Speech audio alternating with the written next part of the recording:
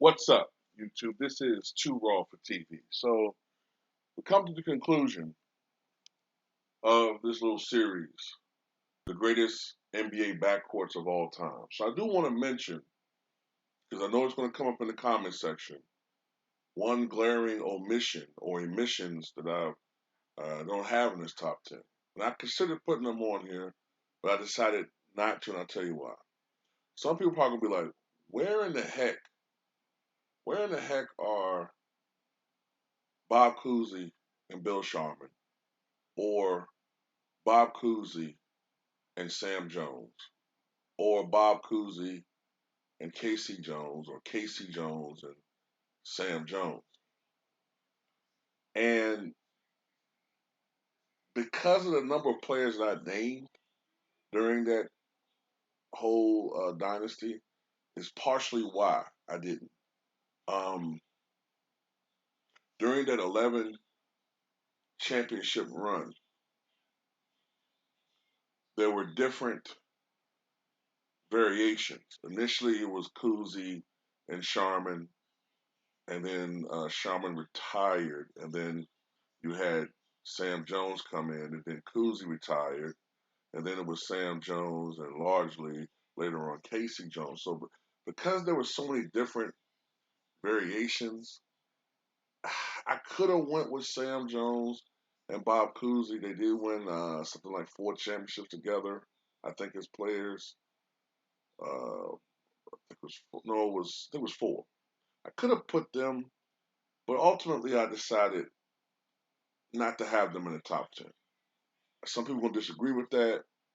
I understand. There are some other backcourts I could have put up here that are, potentially in the conversation. But ultimately, I decided to go with the group that I did go with. Okay.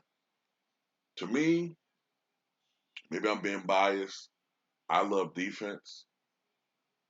I got to go with, at number one, Joe Dumars and Isaiah Thomas.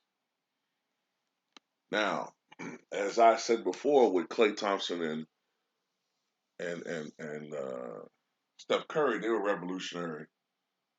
Absolutely. But this backcourt was revolutionary in its own way.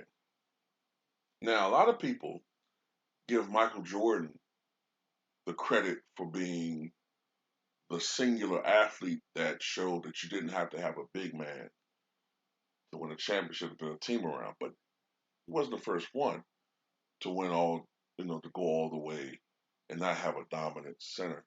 These guys, right before Jordan, proved that you could have a team without that traditional low post dominant big and win it all and be a dynasty level team.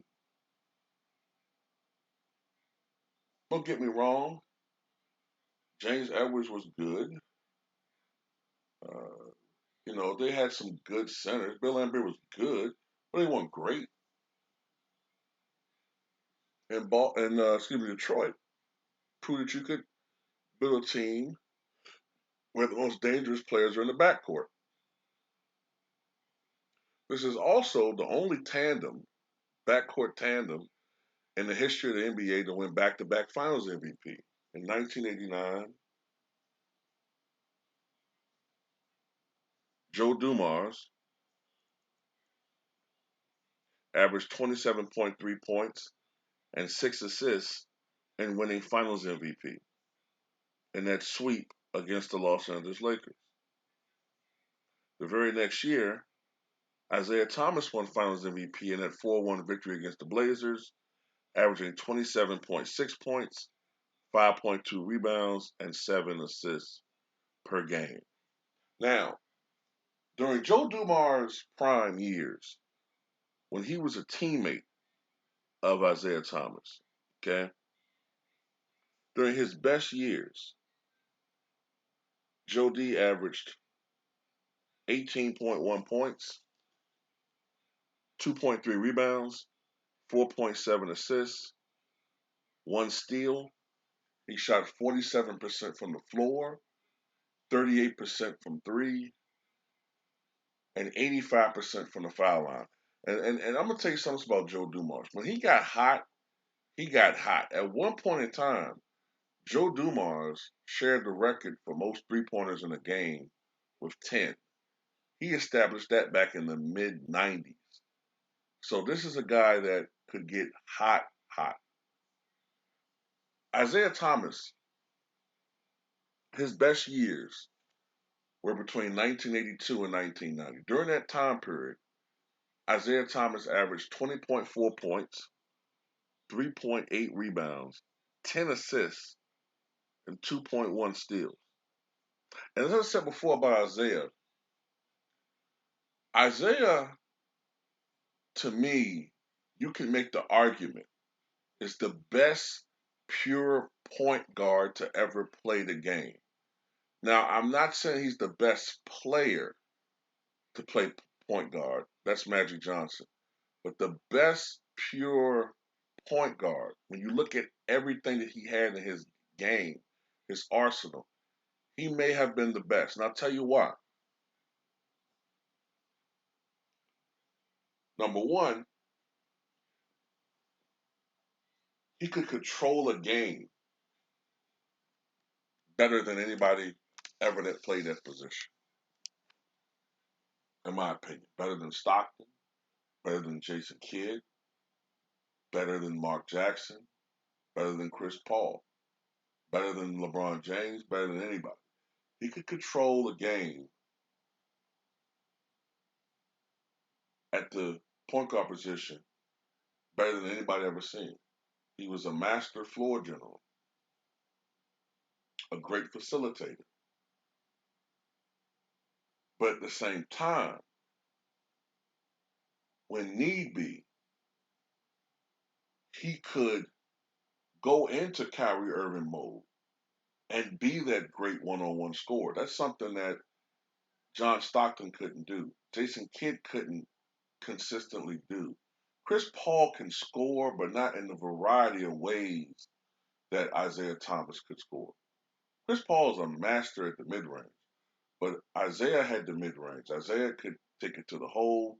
Isaiah could get hot from outside. Isaiah was a great one-on-one guy in a way that Chris Paul kind of has that singular same move.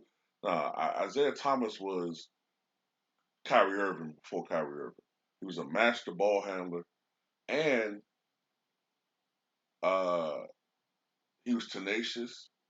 He had the heart of a lion, and he was no shrub on the defensive end. He was, I would say, a better than average defender, maybe even above average. Now, when you look at the pieces that are around him, he didn't stand out as much as on defense as others, but he was no shrub. And that's why a lot of people who actually watch Isaiah Thomas play know he shot 46% from the floor in his best years, which is the same percentage, actually a little bit better than Klay Thompson. Remember, this is a guy that was 6'1", 180 pounds, playing in an era of giants. In his last ever playoff game against the Knicks, I believe it was, he scored his team's last 19 points in a resilient but losing effort. We all know about the burst that he's had before, against the Knicks 10 years earlier, the 16 points in 90 seconds, the game that he had in the finals where he scored 42 points on an ankle, you know, that was swollen three times his normal size. I mean, he was just a competitive, great all-time player. And I think some people are beginning to forget how great he was. I'm gonna tell you something. I wasn't giving him his props, and I'm a Bulls fan, so I was taught to hate Isaiah Thomas. At one point, I stupidly had John Stockton ahead of this guy until I really began to look back at his career and saw what he was about. Because I was judging him off of things that, you know, stupid analytical stats, which at the end of the day, sometimes they mean something, sometimes they don't. Joe Dumars was, during the best part of his career, was seen as the premier perimeter defender. He was the one guy who gave Michael Jordan problems. I'm not saying he could shut him down. Nobody could shut Michael Jordan down, but he could contain him enough while the team took out the other players, the Pistons, the confidence of the other guys, and limit the other guys enough while he could contain him enough and keep him out of the lanes, the Jordan rules. There was enough so they could beat Jordan and the Bulls. Okay, Joe Dumars was a great scorer, a great shooter for that era. As I said before, he shot 38% from three. He became a better 3-point shooter as time went on, shooting closer to 40% toward the end of his career.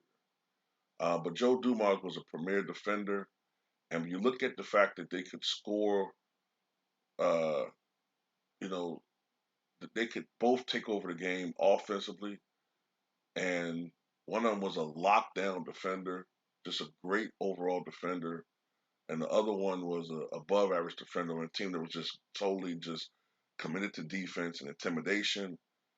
They were the backcourt of backcourts. Okay, when you look at it all together, they had a total of 18 NBA All Star selections. Joe D was, I think, on 4 consecutive All NBA All First Team defense teams, 1 second defense. Isaiah, multitude of All Star appearances. Uh, Isaiah was not liked. We all know that. But when you look at what they accomplished, I believe they went to 5 consecutive, in an era that was extraordinarily competitive. They went to 5 consecutive NBA, 5 consecutive Eastern Conference Finals: 87, 88, 89, 90, 91. And when you look at that time period, Isaiah was one bad pass in 87 away from going to the finals. Okay, one bad pass, most likely away from going to the finals. If that wasn't for that mental lapse in 87, they probably would have went to the finals. I don't think they would have beaten the Lakers at that time, but you never know.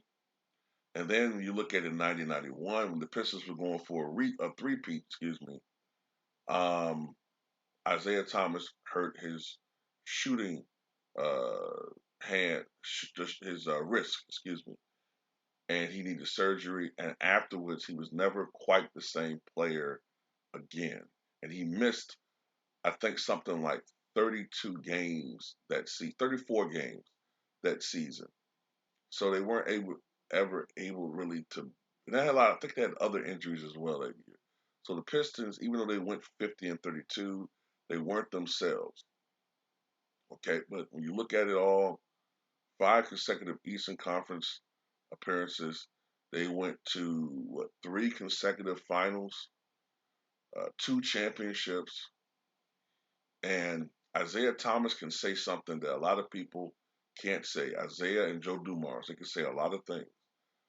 They can say that their team beat Larry Bird, Kevin McHale, Robert Parrish, Magic Johnson, Kareem Abdul-Jabbar, Michael Jordan, Scottie Pippen, especially Michael Jordan and Scottie Pippen. They beat them all the time. That's why Isaiah Thomas is not as enamored with Michael Jordan as subsequent players because they used to beat them all the time. Now, one thing I won't give them excuse at, I don't use the excuse that they got old. A lot of people use that as an excuse for the Pistons. I don't buy that because when the Bulls won their last championship, Jordan was 35, Pippen was 33, he was 32 going on 33,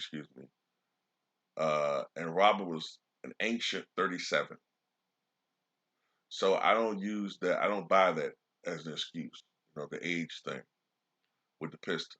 But they were beaten up, and when you go through that many grinds of that many games, it does take a toll. But this backcourt to me, man, they were unbelievable. You know what I'm saying? Um, And the later backcourt of Chauncey Billups and Rip Hamilton was really good with the Pistons. They were really good, but this one, man, is the gold standard to me. But tell me what you guys think.